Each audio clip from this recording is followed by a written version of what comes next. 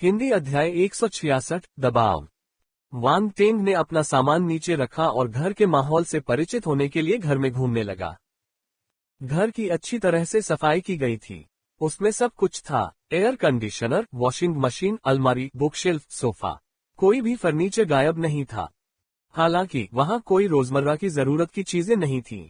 उसने सुना कि वे बाद में उन्हें बांट दी जाएंगी। फिर वांग टेंग ने बस अपना बेडरूम साफ किया और यूनिवर्सिटी कैंपस का दौरा करने निकल गया। जब वह चौथे सेक्शन में पहुंचा तो उसकी मुलाकात लिंजू और हो पिंगलियांग से हुई।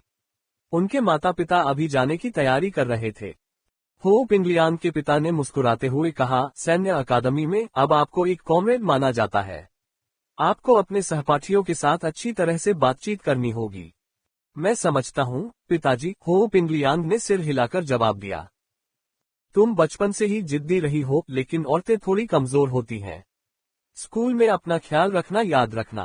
लिनजू के माता पिता उससे अलग होने के लिए थोड़े अनिच्छुक थे। उन्होंने लिनजू को देखा और उसे प्यार से याद दिलाया। चिंता मत करो, मैं अपना ख्याल खुद रखूंगी, लिनजू ने लापरवाही से कहा। अपने माता पिता को विदा करने के बाद तीनों ने विश्वविद्यालय के चारों ओर घूमना शुरू कर दिया। दोपहर के समय वे अपना दोपहर का भोजन करने के लिए कैफेटेरिया में चले गए। सैन्य अकादमी का कैफेटेरिया बुफे शैली का था। सभी प्रकार के भोजन उपलब्ध कराए गए थे। फल, सब्जियां, मांस, दूध और बहुत कुछ था। ये पौष्टिक था और आहार संतुलित था। कुल मिलाकर ये बहुत स्वादिष्ट था। जब वे अपना खाना ले रहे थे तो हो पिंगलियांग ने कहा, पहली मंजिल पर सारा खाना मुफ्त है। हालांकि मैंने सुना है कि दूसरी और तीसरी मंजिल पर फोस के शेफ मास्टर्स द्वारा पकाए गए फोस के व्यंजन मिलते हैं। हमें उनके लिए पैसे देने होंगे। बल शेफ मास्टर्स एड्स बाय पब फ्यूचर, वांग टेंग ने मन ही मन सोचा। जब वह जिक्सन मार्शल हाउस में था तो उसने फोस शेफ मास्टर्स के बारे में सुना था, लेकिन उसने कभी उन्हें देखा नहीं था। उसने सुना कि फोस शेफ मास्टर्स द्वारा तैयार किए गए फोस व्यंजन न केवल स्वादिष्ट थे, बल्कि उनमें सभी प्रकार के फायदे भी थे। मार्शल योद्धाओं के लिए उन्हें खाना फायदेमंद था। यदि उसे मौका मिले तो वह प्रयास करना चाहता था। स्कूल केवल सबसे बुनियादी चीजें ही मुफ्त में देता है, उदाहरण के लिए ट्यूशन फीस, छात्रावास की फीस, बुनियादी जरूरतें और सामान्य कपड़े। दरअसल एक मार्शल योद्धा के लिए ये चीजें महंगी नहीं हैं। लेकिन फोर्स डिश, डैन पिल्स, हथियार, शास्त्र और युद्ध तकनीक जैसी चीजें सभी बहुत महंगी हैं। फोर्स डिश को एक उदाहरण के रूप में लेते हैं। डिश बनाने के लिए आपको आध्यात्मिक जड़ी बूटियों और स्टार बीस्ट की जरूरत होती है। डिश का मूल्य बहुत ज्यादा है, इसलिए वे इसे मुफ्त में नहीं दे सकते। साथ ही अगर सब कुछ मुफ्त होता तो ये बहुत आसान होता। छात्रों की प्रेरणा कुछ ही समय में खत्म हो जाएगी। इस मार्शल आर्ट के युग में आपको हर चीज के लिए लड़ना पड़ता है। इसलिए कड़ी मेहनत करने की अपनी प्रेरणा खोना सबसे डरावनी चीजों में से एक है, लिनजू ने कहा। ये सच है। हमारे जैसे मार्शल आर्ट के छात्र सामान्य छात्रों से अलग होते हैं। मार्शल आर्ट का रास्ता एक अलग रास्ता है। एक बार जब आप कड़ी मेहनत करने की प्रेरणा खो देते हैं तो आप खत्म हो जाते हैं, हो पिंगलियांग ने कहा। खाना खत्म करने के बाद वे आराम करने चले गए। इस दौरान प्रसारण प्रणाली ने एक बार ध्वनि बजाए और सभी नए खिलाड़ियों को दोपहर 2 बजे स्टेडियम में एकत्रित होने की सूचना दी। वांग टेंग को झू ताओ की याद आ गई। उसने उसे देर न करने को कहा था, इसलिए वह 20 मिनट पहले ही अपने कमरे से निकल गया और स्टेडियम की ओर चल पड़ा। बहुत से छात्र भी स्टेडियम की ओर भाग रहे थे। वे ज्यादातर 3 या 4 के समूहों में थे, जाहिर है कि वे एक ही छात्रावास से थे। अधिकांश नए छात्र चौथे सेक्शन में रहते थे और एक कमरे में 4 छात्र रहते थे। एक ही छात्रावास में रहने वाले लोगों के लिए एक दूसरे के करीब आना आसान था। वे शायद एक दूसरे को सिर्फ जानते ही होंगे और उनके बीच का रिश्ता बहुत अच्छा नहीं होगा, लेकिन एक साथ समूह बनाना इंसानों की जन्मजात क्षमता थी जब वे किसी अपरिचित वातावरण में पहुंचते थे। लिनजू और हो पिंगलियांग भी अपने रूममेट्स के साथ आए थे। वांग टेंग उन्हें खोजने नहीं गया। अचानक उसे थोड़ा अकेलापन महसूस हुआ। वांग टेंग ने चुपके से आह भरी। नए छात्रों में नंबर 1 होने के नाते ऐसा लग रहा था कि वह अन्य छात्रों के साथ खुशी से नहीं खेल पा रहा था। ऊंचे पद पर होना अकेलापन भरा होता है। स्टेडियम में हुआंग हाई मिलिट्री अकादमी का स्टेडियम असाधारण रूप से विशाल था। छात्र दूसरा छोर नहीं देख पा रहे थे। छात्रों का एक समूह पहले ही आ चुका था। वे स्टेडियम में बहुत कम खड़े थे। स्टेडियम के चारों ओर दर्शक दीर्घा में कई शिक्षक और छात्र बैठे थे। वे नीचे बैठे नए छात्रों को देख रहे थे और धीमी आवाज में चर्चा कर रहे थे। छात्रों का एक और नया बैच। ये सही है, साल बहुत जल्दी बीत गए। हमने इस साल मार्शल आर्ट कोर्स में कई छात्रों को दाखिला दिया है। मुझे बस यही डर है कि छात्रों की गुणवत्ता अच्छी नहीं है। गुणवत्ता की बात करें तो इस साल हमारे स्कूल ने डोंगहाई मार्शल आर्ट परीक्षा में शीर्ष छात्र को लाने में कामयाबी हासिल की है। मैंने सुना है कि स्कूल ने उसे कई लाभ देने का वादा किया था। मुझे आश्चर्य है कि शीर्ष छात्र कैसा होगा। आशा है कि वह सिर्फ एक खोखला खोल नहीं होगा। मैंने सुना है कि उसने मार्शल योद्धा के रूप में परीक्षा उत्तीर्ण की है। ये क्षमता पहले से ही असाधारण है। नए खिलाड़ी स्टेडियम में बड़ी संख्या में पहुंचने लगे। वान टेंग भीड़ में खड़ा होकर अपने आसपास का नजारा देख रहा था। जैसे जैसे समय बीतता गया, नए छात्र छात्राएं एकत्रित होते गए। पलक झपकते ही दोपहर के 2 बज गए। फाटक बंद करें। अचानक सामने मंच से एक आवाज सुनाई दी जो पूरे स्टेडियम में गूंज उठी। कुछ छात्र जो अभी भी स्टेडियम के बाहर थे भागने लगे, लेकिन तब तक बहुत देर हो चुकी थी। धातु के गेट तेज आवाज के साथ बंद हो गए, जिससे देर से आने वालों का बाहर निकलना मुश्किल हो गया। सुबह सुबह उनके पंजीकरण में मदद करने वाले वरिष्ठों ने उन्हें पहले ही याद दिला दिया था।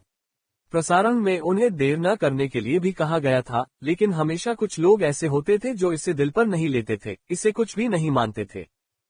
इसके अलावा उन्होंने अभी अभी स्कूल जाना शुरू किया था। भले ही सैन्य अकादमी के शिष्य सख्त हों, लेकिन वे शुरू से ही सख्त नहीं होंगे, है न? हालांकि ये स्थिति थोड़ी अप्रत्याशित लग रही थी। पूरे स्टेडियम में एक कठोर माहौल फैल गया। स्टेडियम में मौजूद छात्र बाहर देखने से खुद को रोक नहीं पाए। उन्होंने तुरंत तनावपूर्ण माहौल महसूस किया और शोर धीरे धीरे कम हो गया। दरवाजे के बाहर खड़े छात्रों की हिम्मत नहीं हुई कि वे जोर से आवाज लगा सकें। वे बस बंद धातु के गेट को अचंभित होकर देख सकते थे। उन्हें लगा कि वे बहुत बड़ी मुसीबत में हैं। NOLB-JAN.CO। सभी लोग पंक्ति में खड़े हो जाएं। मंच पर फिर से आवाज सुनाई दी। ये गहरे हरे रंग की सैन्य पोशाक पहने एक अधेड़ उम्र के आदमी की थी। नीचे बैठे छात्रों पर शायद माहौल का असर हो गया था। वे बिना किसी हिचकिचाहट के जल्दी जल्दी लाइन में खड़े हो गए। 5 मिनट बाद में मंच पर बैठे अधेड़ उम्र के आदमी ने अपने नीचे टेढ़ी मेढ़ी लाइनों को देखा और थोड़ा भौहें सिकोड़ते हुए कहा, तुमने मुझे निराश किया है। मैंने सोचा था कि जो छात्र हमारे हुआंगहाई सैन्य अकादमी में प्रवेश करने में सक्षम हैं, वे सभी योग्य हैं। लेकिन आपको देखो, यह क्या है? आप ठीक से खड़े नहीं हो सकते और आप ठीक से लाइन में नहीं खड़े हो सकते। अगर हम दूसरों को इसके बारे में बताएंगे तो ये हमारे लिए शर्म की बात होगी। इसके अलावा बहुत से लोग देर से आते हैं। क्या किसी ने तुम्हें सुबह याद नहीं दिलाया? क्या तुम्हें लगता है कि यह मजाक है?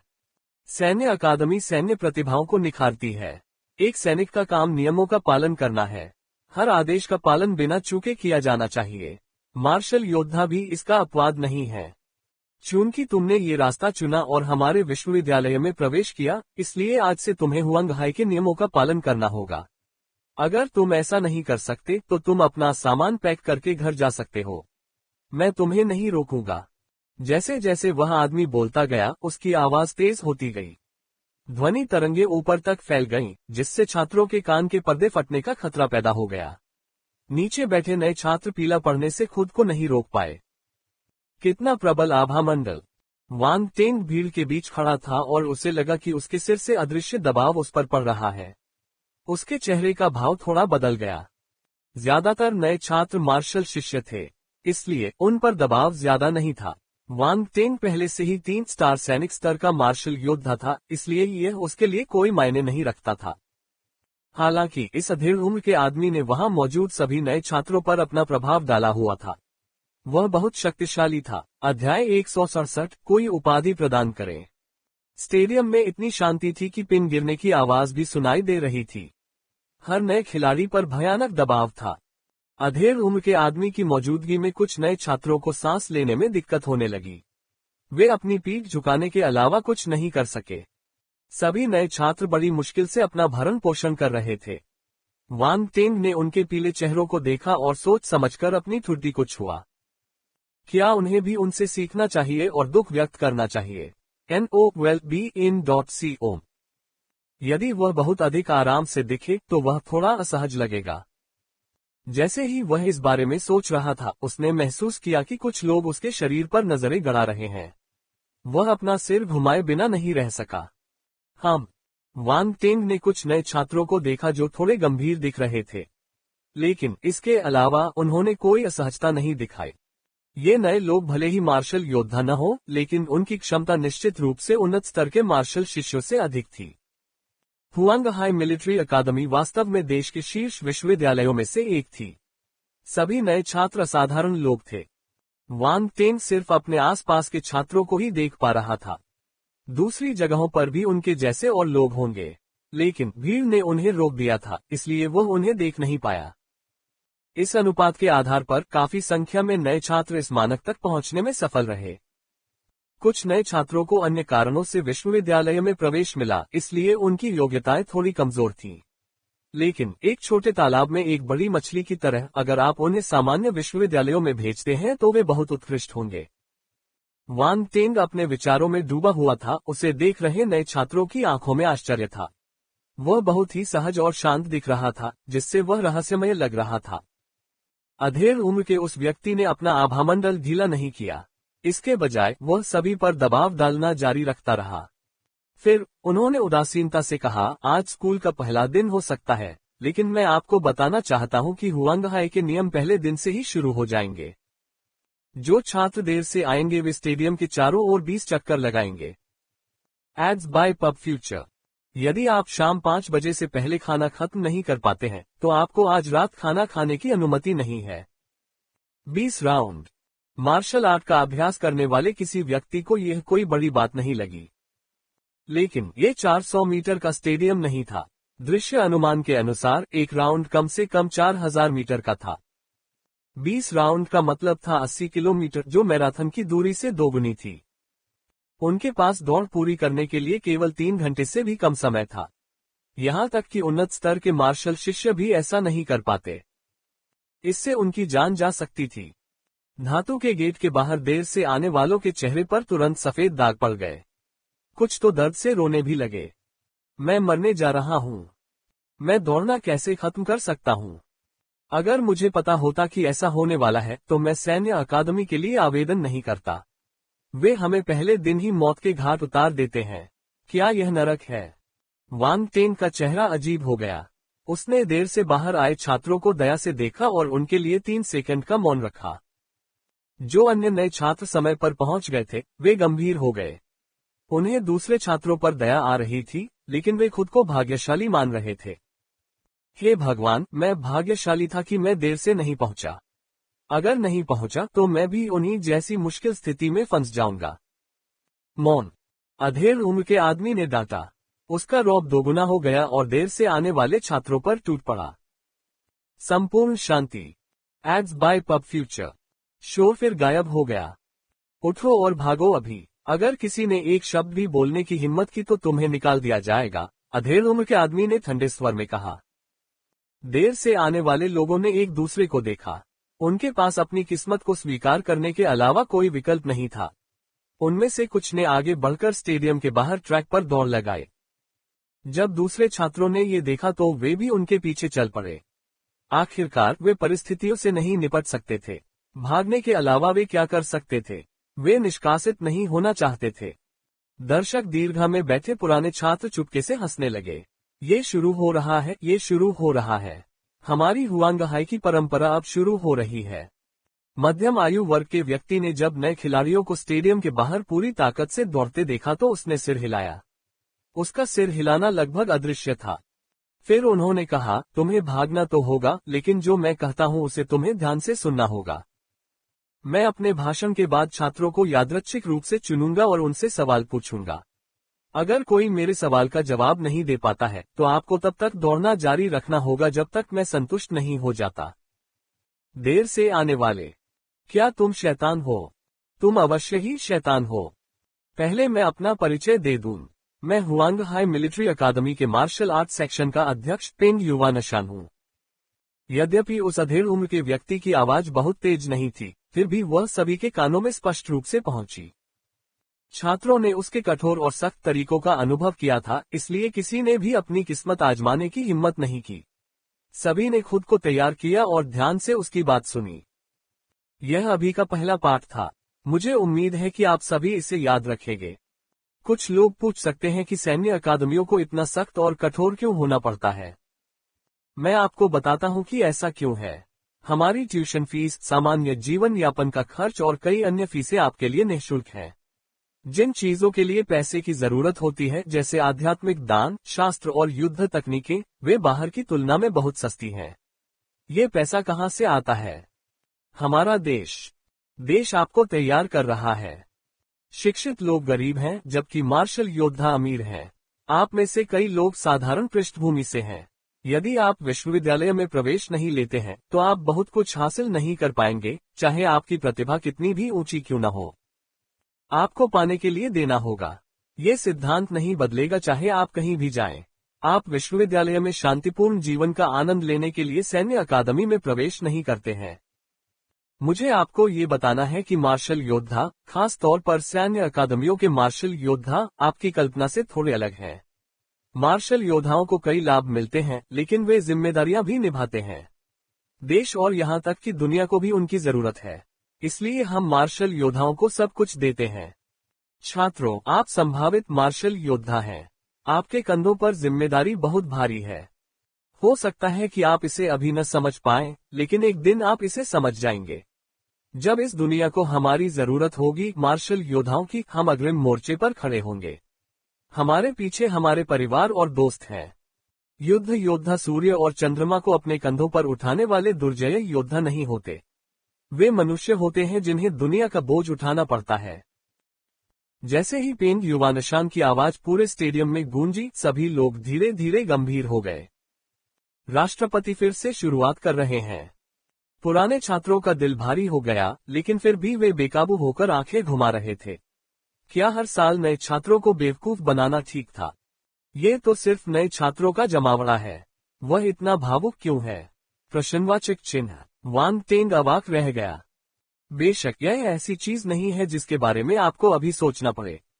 अगर आसमान गिरता है तो ऊंचे लोग उसे थाम लेंगे। अब आपको जो करने की जरूरत है वह है खुद को बेहतर बनाने के लिए कड़ी मेहनत करना। चूंकि आपने ये रास्ता चुना है, इसलिए आपको भीड़ से अलग दिखना चाहिए और बेहतरीन नतीजे हासिल करने चाहिए। अपनी जवानी बर्बाद मत करो। ठीक है, मुझे बस इतना ही कहना है। आप वयस्क हैं। आपको पता होना चाहिए कि क्या करना है। पेंग युवानशान ने अपना भाषण समाप्त करने के बाद एक पल के लिए विराम लिया। फिर उन्होंने कहा, आज की सभा उद्घाटन समारोह की तरह है। कोई महत्वपूर्ण बात नहीं है। मैं सिर्फ नियमों के बारे में बात करना चाहता हूं और आपको यह अनुभव कराना चाहता हूं कि हुआंगहाई मिलिट्री अकादमी किस तरह काम करती है। अगला, हमारे पास एक आखिरी मामला है। उपाधियां प्रदान करना। सही मायने में इस सेगमेंट का अस्तित्व नहीं होना चाहिए। हालांकि ये वर्ष थोड़ा खास है।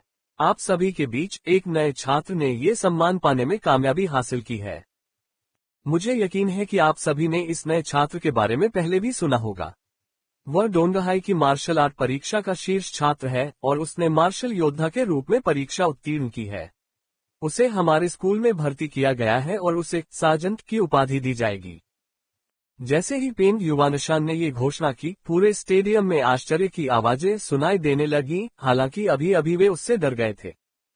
कोई उपाधि प्रदान करना, यह असंभव है। मैं आश्वस्त नहीं हूं कोई उपाधि प्रदान करे। यहाँ के छात्रों ने सैन्य अकादमी को अपने विश्वविद्यालय के रूप में चुना था, इसलिए स्वाभाविक रूप से वे जानते थे कि सैन्य उपाधि क्या दर्शाती है। कई लोगों के लिए ये सैन्य अकादमी को चुनने का एक महत्वपूर्ण कारण था। यह एक प्रकार का गौरव था, जिसका अर्थ था कि सेना ने उस व्यक्ति को मान्यता दे दी है जिसे यह उपाधि दी गई थी। यह महिमा व्यक्ति को कई स्थानों पर विशेष उपचार का आनंद लेने के लिए पर्याप्त थी। लाभों को कुछ सरल वाक्यों में समझाया नहीं जा सकता था। संक्षेप में कहें तो किसी के लिए भी उपाधि पाना आसान नहीं था। दर्शक दीर्घा में बैठे पुराने छात्र भी इतने हैरान थे कि उनके जबड़े खुले के खुले रह गए। उनके हाव भाव भी कुछ कुछ बदसूरत लग रहे थे। ध्यान रहे, केवल कुछ तीसरे और चौथे वर्ष के वरिष्ठों को ही सैन्य उपाधि दी गई थी, और उन्हें यह उपाधि इसलिए मिली क्योंकि उन्होंने महत्वपूर्ण मिशनों के दौरान सैन्य कारनामे किए थे। इसलिए किसी के पास कहने के लिए कुछ नहीं था। लेकिन वान टेंग तो अभी नया नया छात्र था। उसने कोई सैन्य उपलब्धि हासिल नहीं की थी, तो उसे उपाधि पाने का क्या अधिकार था। पेंग युवानशान ने कुछ नहीं कहा। इस बार उसने सभी के धीरे धीरे चुप होने का इंतजार किया और फिर आगे बोला, मुझे पता है कि आप में से कुछ लोग इस बात से सहमत नहीं हैं। एक ऐसे नए छात्र को, जिसने कोई सैन्य उपलब्धि हासिल नहीं की है, सैन्य उपाधि कैसे दी जा सकती है? खासकर बड़े छात्रों को। आप में से कुछ ने कई मिशन पूरे किए हैं और कई सैन्य कारनामे किए हैं। हालांकि आपको कोई उपाधि नहीं दी गई है। फिर भी ये छोटा सा नया छात्र आपके ऊपर चढ़ गया और उसे उपाधि मिल गई। आप असहज हो गए होंगे। लेकिन मुझे तुम्हें कुछ भी समझाने की जरूरत नहीं है। चूंकि वान टेंग को यह खिताब मिला है, इसलिए उसे यह मिल गया है। हालांकि वान टेंग वास्तव में एक अपवाद है। मैं तुम्हें एक मौका दे सकता हूँ। अगर कोई भी आश्वस्त नहीं है, तो तुम उसे उसी स्तर पर चुनौती दे सकते हो। जो जीतेगा उसे उसका खिताब मिलेगा। जब बड़े विद्यार्थियों ने ये सुना तो उनकी आंखें चमक उठीं। वे उत्साहित थे। अरे, यह एक अच्छा सौदा है। अगर उसने ये पहले कहा होता, तो मुझे वान टेंग को खिताब मिलने पर कोई आपत्ति नहीं होती। ये सही है। मैं वान टेंग को यह खिताब देने के लिए सहमत हूँ। वह इसके हकदार हैं। खांसी, उसके सीनियर होने के नाते हम अपने जूनियर से ईर्ष्या क्यों करेंगे? वे यही तो कह रहे थे, लेकिन उनके उत्सुक भाव और बेचैन निगाहें उनके ईमानदार विचारों को उजागर कर रही थीं। क्या बकवास है। वान टेंग भीड़ में खड़े थे और पेंग युवानशान की बातें सुनकर दंग रह गए। पहले तो वे बहुत खुश हुए जब उन्होंने कहा कि वे उन्हें उपाधि दे रहे हैं। कौन जानता था कि राष्ट्रपति ऐसा करेंगे। ये बहुत निराशाजनक था। उन्होंने हुआंग हाई सैन्य अकादमी को इसलिए चुना क्योंकि वहां उनसे वादा किया गया था कि उन्हें सार्जेंट की उपाधि दी जाएगी। यद्यपि यह मुख्य कारण नहीं था, फिर भी यह एक शर्त थी जिस पर वे सहमत हो गए थे। फिर भी देखिए उसने क्या किया। उसे सहमति के अनुसार उपाधि दी गई, लेकिन वह सबके निशाने पर भी आ गया। जाहिर है कि वे पुराने छात्र उसे निशाना बनाना चाहते थे। दूसरे नए छात्र वान टेंग की दुर्दशा पर हंसना चाहते थे। हाँ, तुम्हें उपाधि लेने के लिए किसने कहा? देखो, तुम अब सभी पुराने छात्रों के निशाने पर हो। चलो देखते हैं कि तुम अच्छी नींद ले पाते हो या नहीं। हाँ, बूढ़ा पेंग मुसीबत खड़ी कर रहा है। मंच पर स्कूल के नेता पंक्तिबद्ध बैठे थे। पेंग युवानशान का फैसला सुनते ही वे अनजाने में मुस्कुराने लगे। वह आदमी सचमुच बहुत निराश होगा। ये थोड़ा बेईमानी भरा लगता है। हमने शुरू में उसे एक सैन्य उपाधि देने पर सहमति जताई थी, इसीलिए वह हमारे स्कूल में आया था। अब जब वह आ गया है, तो क्या हम ऐसा करके अपनी बात से पीछे नहीं हट रहे हैं? पब फ्यूचर द्वारा विज्ञापन। उसे सैन्य उपाधि सैन्य कारनामों के कारण नहीं मिली, इसलिए उसके पास उपाधि पाने का कोई वैध कारण नहीं है। मुझे लगता है कि ओल्ड पेंग ने यह अपने लिए किया। अगर उसके पास योग्यता है तो वह स्वाभाविक रूप से अपनी उपाधि रख सकता है। अगर उसके पास योग्यता नहीं है तो वह इसे छीनने के लिए दूसरे लोगों को दोषी नहीं ठहरा सकता। विभिन्न कॉलेजों के निदेशक और कई प्रशिक्षक दर्शक दीर्घा में बैठे थे। वे आज ये देखने आए थे कि कौन से छात्र अधिक उत्कृष्ट हैं। इससे पहले पेंग युवानशान ने नए छात्रों को डराकर देर से आने वालों से 20 राउंड दौड़ने को कहा था, क्योंकि वह उनका परीक्षण करना चाहता था। साथ ही इससे इन निर्देशकों को छात्रों की क्षमताओं को देखने का मौका मिला। वह जहां भी होगा वहां हीरा चमकेगा। ये नए छात्र कच्चे हीरे की तरह थे। उन्हें छानने की प्रक्रिया से गुजरना पड़ा। शिक्षकों के लिए एक उत्कृष्ट छात्र को पढ़ाना आसान था। जब वे उसके बारे में शेखी बघारते तो उन्हें गर्व महसूस होता। इसका असर साफ था। सभी नए छात्रों में से करीब 30 ऐसे थे जिन पर इसका कोई असर नहीं हुआ। इनमें से करीब 12 लोग ज्यादा शांत दिखे। बेशक इन लोगों में वान टेंग का प्रदर्शन सबसे खास था। वह सहज और सहज दिख रहा था, मानो उसे कुछ भी महसूस न हो। चूंकि वह इतनी उदासीनता से काम करने में सक्षम था, इसलिए उसकी योग्यता से इनकार नहीं किया जा सकता था। लेकिन अगर वे वाकई ये परखना चाहते थे कि वह कितना शक्तिशाली है, तो उन्हें चाकू परीक्षण पत्थर की जरूरत थी। पेंग युवानशान ने सैन्य उपाधि के प्रलोभन को त्याग दिया और इसे वान टेंग के परीक्षण पत्थर के रूप में इस्तेमाल किया। भले ही वान टेंग हार गया, ये ठीक था। सभी शक्तिशाली योद्धाओं को पहले ही पराजय का सामना करना पड़ा था। ये सभी नए छात्र, खास तौर पर प्रतिभाशाली छात्र, बहुत घमंडी थे, क्योंकि उन्होंने कभी समाज की क्रूरता नहीं झेली थी। अगर वह उन्हें कम नहीं करता तो भविष्य में उन्हें पढ़ाना मुश्किल हो जाता। लेकिन इसकी एक सीमा थी। एक मार्शल योद्धा के पास कुछ व्यक्तित्व होना जरूरी था। अगर वे बहुत ज्यादा जमीनी थे तो उनका अंत हो जाता। वांग टेन, कृपया मंच पर आइए। मैं आज आपको आपकी उपाधि प्रदान करूंगा, पेंग युवानशान ने वांग टेन की ओर देखते हुए कहा। वांग टेन ने महसूस किया कि उसकी नजर उसके शरीर पर पड़ रही है। इतने सारे छात्रों के बीच पेंग युवानशान फिर भी उसे सही ढंग से ढूंढने में सक्षम था। राष्ट्रपति हमारी तरफ देख रहे हैं। क्या ऐसा हो सकता है कि वांग टेन हमारे पास ही हो?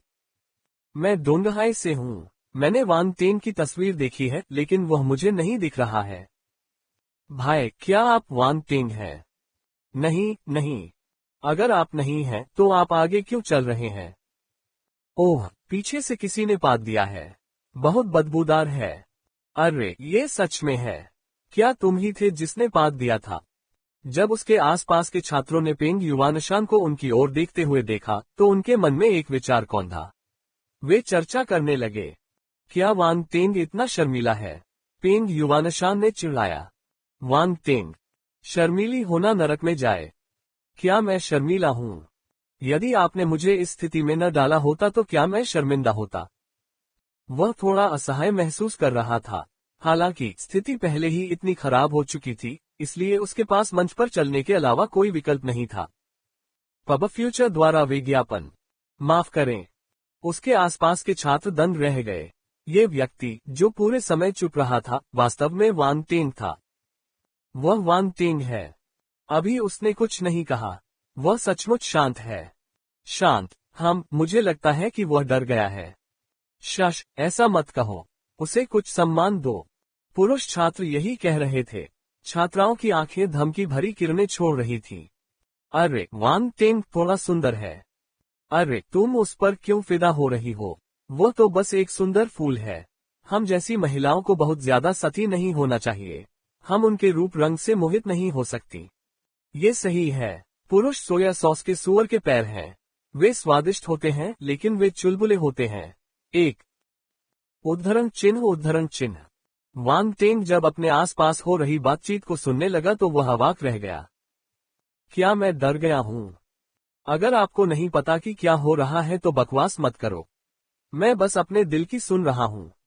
और हाँ, वहाँ जो मोटी महिला है, सोया सॉस वाले सूअर के पैरों से तुम्हारा क्या मतलब है?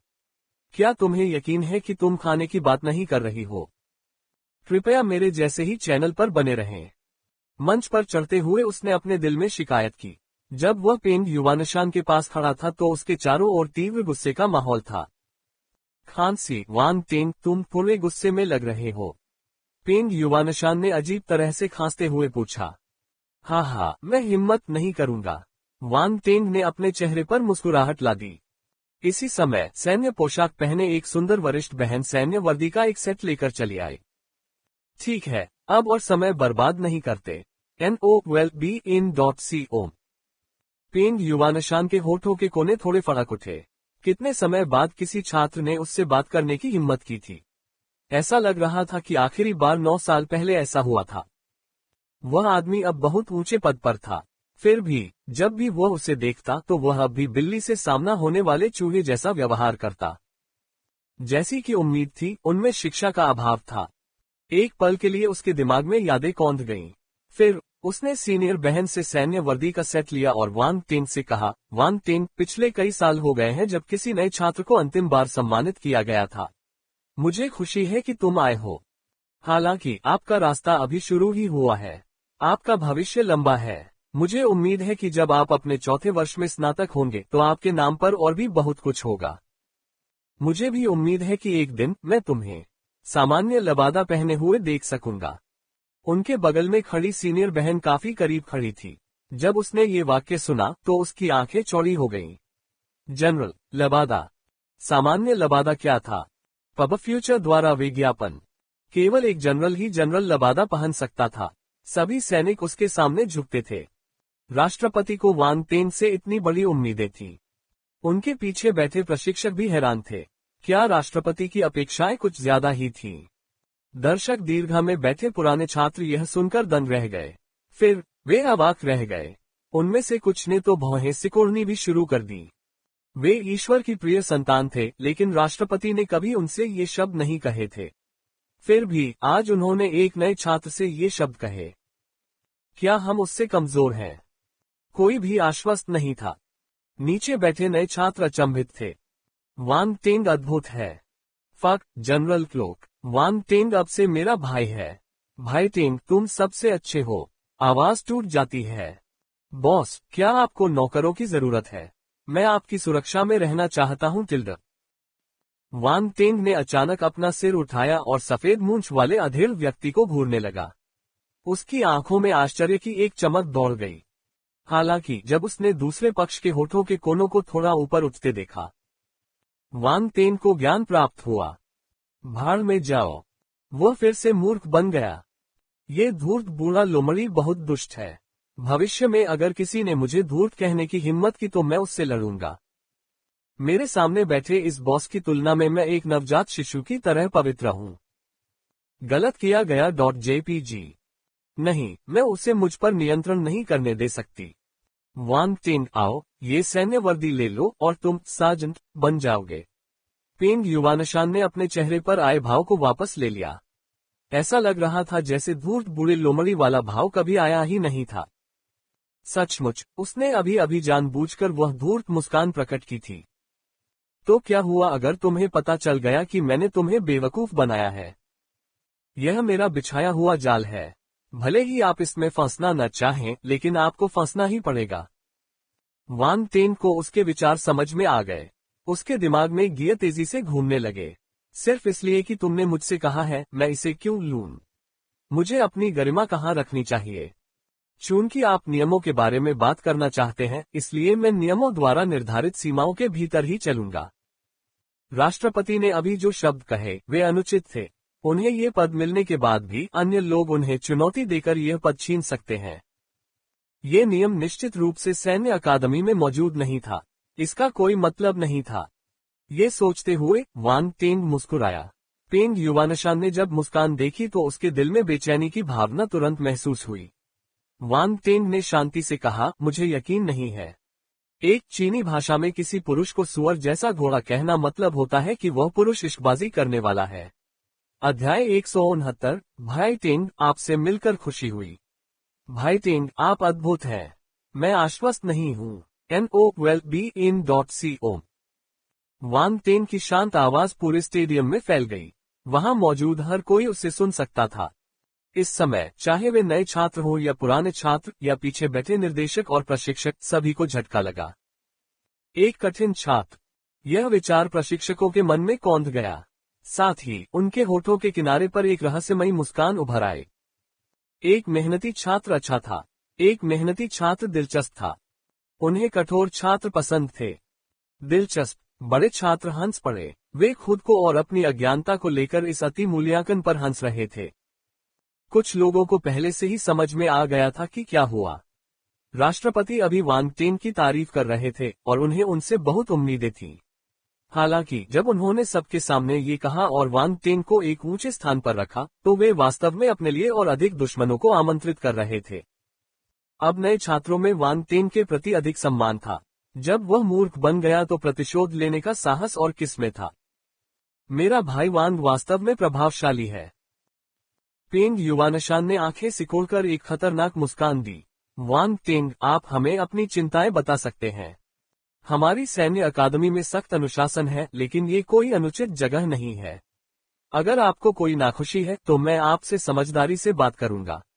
मैं आपको तब तक समझाता रहूंगा जब तक आप आश्वस्त नहीं हो जाते। वांग टेंग। किसी तरह उसे लगा कि उसे धमकाया जा रहा है। हालांकि वह पहले से ही एक बाघ की सवारी कर रहा था। ज्यादा सोचने का कोई मतलब नहीं था। वांग टेंग ने हिम्मत जुटाई और कहा, अभी अभी आपने कहा कि मेरे जैसे स्तर का कोई भी व्यक्ति मुझे चुनौती दे सकता है। अगर वे जीत जाते हैं तो वे मेरी सैन्य उपाधि ले सकते हैं। क्या पहले स्कूल में यह नियम था? पेंग युवानशान ने कहा, ऐसा नहीं हुआ, लेकिन अब ऐसा है। मैं इस अकादमी में निर्णय लेने वाला व्यक्ति हूँ। एड्स बाय पब फ्यूचर। Wang Teng, FK। बेशर्म। वांग टेंग ने पूछा, क्या इसका मतलब यह है कि मैं दूसरों को चुनौती दे सकता हूं और उनकी सैन्य उपाधि भी छीन सकता हूं? पेंग युवानशान एक पल के लिए चुप रहा। अच्छा साथी, तुम मेरे कूदने के लिए एक गड्ढा खोद रहे हो। यदि वह सचमुच उनकी बातों से सहमत हो जाता और कहता कि वह अन्य लोगों की सैन्य उपाधियां छीन सकता है, तो स्कूल में गड़बड़ हो जाएगी। पेंग युवानशान ने कहा, आप सैन्य उपाधियों के साथ ऐसा नहीं कर सकते। उन्हें अपनी उपाधियां सैन्य कारनामों के कारण मिली हैं। आप इसे छीन नहीं सकते। वांग टेंग मुस्कुराए और बोले, यह अनुचित है। अगर मैं हार गया तो मैं अपना खिताब खो दूंगा। अगर मैं जीत गया तो मुझे कुछ नहीं मिलेगा। राष्ट्रपति जी, क्या आपको लगता है कि यह उचित है? तुम क्या चाहते हो? पेंग युवानशान ने अपने सामने खड़े युवक की ओर देखा और चुपके से बुदबुदाया, छोटी लोमड़ी। बहुत आसान है। कोई भी मुझे चुनौती दे सकता है, लेकिन उन्हें बराबर मूल्य की कोई चीज छोड़नी होगी। मैंने सुना है कि स्कूल के क्रेडिट का इस्तेमाल कई कामों के लिए किया जा सकता है। मैं स्कूल क्रेडिट स्वीकार कर सकता हूं, वांग टेंग ने कहा। पेंग युवानशान को अचानक लगा कि वह वांग टेंग के जाल में फंस गया है। उसने वांग टेंग के लिए एक बड़ा गड्ढा खोदा था, लेकिन जब उसने मुड़कर देखा तो वांग टेंग ने विनम्रतापूर्वक उसका एहसान चुका दिया था। ये व्यक्ति किसी भी प्रकार का नुकसान उठाने को तैयार नहीं था। समस्या ये थी कि स्थिति के कारण उसके पास गड्ढे में कूदने के अलावा कोई विकल्प नहीं था। ठीक है, पेंग युवानशान ने सिर हिलाया और शांत रहने का नाटक किया, लेकिन अपने दिल में वह पहले से ही कोस रहा था। लेकिन इसकी एक सीमा होनी चाहिए। प्रत्येक चुनौती के लिए क्रेडिट की संख्या 100 तक सीमित है। हाँ, सैन्य उपाधि का मूल्य स्कूल क्रेडिट की इस राशि से नहीं आंका जा सकता है, लेकिन यदि आप बहुत अधिक मूल्य मांगते हैं तो स्कूल क्रेडिट का उद्देश्य ही समाप्त हो जाएगा। पेंग युवानशान ने आखिरकार सहमति दे दी। 100 स्कूल क्रेडिट। वांग टेंग ने सिर हिलाने से पहले एक पल सोचा। ठीक है। पेंग युवानशान ने कुछ नहीं कहा। सैन्य उपाधि प्रदान करने का समारोह पूरा करने के बाद वांग टेंग मंच से नीचे चले गए। Ads bye pub future. सबकी निगाहें उसके शरीर पर टिक गईं। यह आदमी बहुत आत्मविश्वासी है। पेंग युवानशान ने वांग टेंग की पीठ की ओर देखा और मुस्कुराए बिना नहीं रह सका। ठीक है, आज के लिए बस इतना ही। कल सुबह हम 8 बजे अलग अलग संकायों का चयन करेंगे। मार्शल आर्ट कोर्स में आपके लिए चुनने के लिए 5 संकाय हैं। वे हैं बैटल संकाय, कमांड संकाय, स्मिथरी संकाय, रूल संकाय और डैन संकाय। आप स्कूल की आधिकारिक वेबसाइट या फोरम से विवरण जान सकते हैं। याद रखना, कल देर मत करना। साथ ही जिन छात्रों को 20 चक्कर लगाने हैं, वे आलसी न हो। जब तक आप दौड़ पूरी न कर लें, तब तक खाने के बारे में न सोचें। वहां लोग आपकी निगरानी करेंगे। ट्रैक पर दौड़ रहे छात्र रोना चाहते थे। हम जो सहन नहीं कर सकते वह हमें क्यों सहना पड़ता है? राष्ट्रपति जी, हम गलत हैं। रोना टिल्ड। किसी ने भी उनके पीछे गिराए गए पारदर्शी बुलबुले नहीं देखे। गति तारांकन 5, गति तारांकन 4, गति तारांकन 7। वांग टेंग मन ही मन हंसा। बुलबुले उठाकर वह स्टेडियम से बाहर चला गया। नए छात्रों का सम्मेलन समाप्त हो गया। छात्रावास लौटते समय रास्ते में कई नए छात्र उनका स्वागत करने आए और उनसे घुलना मिलना चाहते थे।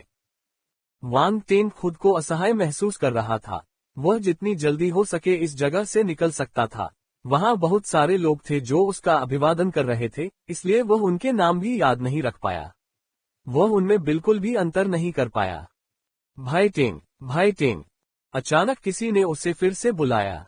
उसने पलटकर देखा तो हो पिंगलियांग उसका पीछा कर रहा था। Ads bye pub future. उसके बगल में 3 और युवक थे।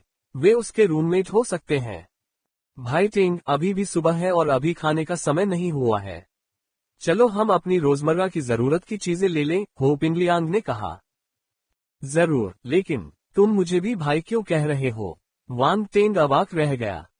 हाँ, अच्छा, तुम कमाल हो। तुमने राष्ट्रपति से बात करने की हिम्मत भी की। हो पिंगलियांग ने अपने सिर के पीछे खुजलाया और हंसा। फिर उसने आगे कहा, ओह ठीक है, मैं उन्हें तुमसे मिलवाता हूँ। वे मेरे रूममेट हैं, जो एक सज्जन व्यक्ति की तरह दिखता है, जिसे आप एक नजर में बता सकते हैं कि वह एक अच्छा व्यक्ति नहीं है। उसका नाम सोंग शुहांग है। उसके बगल में जो मांसल आदमी है उसका नाम बेली किंगफेंग है और जिसने चश्मा पहना है उसका नाम लुशु है। फक हो जी, क्या तुम मुझे इस तरह से पेश करते हो? मैं एक अच्छा इंसान क्यों नहीं हूँ?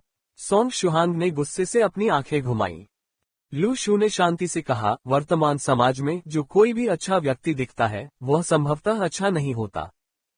बेली किनफेंग ने सतर्कता से सोंग शुहांग को देखा। उसके शरीर की मांसपेशियां तनावग्रस्त हो गईं। बेली, यह क्या देख रहा है? सोंग शुहांग चौंक गया। उसे लगा जैसे किसी जंगली जानवर ने उसे निशाना बनाया हो। मेरे तीसरे दादाजी ने कहा कि मुझे ऐसे किसी भी व्यक्ति को मार देना चाहिए जो खतरनाक दिखता हो और मेरे जैसे दयालु व्यक्ति को नुकसान पहुंचा सकता हो। सोंग शुहांग ने अनियंत्रित होकर एक कदम पीछे ले लिया। हो पिंगलियांग और लू शू ने उसे जल्दी से वापस खींच लिया। शांत हो जाओ, शांत हो जाओ। आपके रूममेट्स वे वास्तव में दिलचस्प हैं। वांग टेंग ने कुछ देर सोचा और अंततः उनका वर्णन करने के लिए एक चतुराईपूर्ण शब्द ढूंढ निकाला।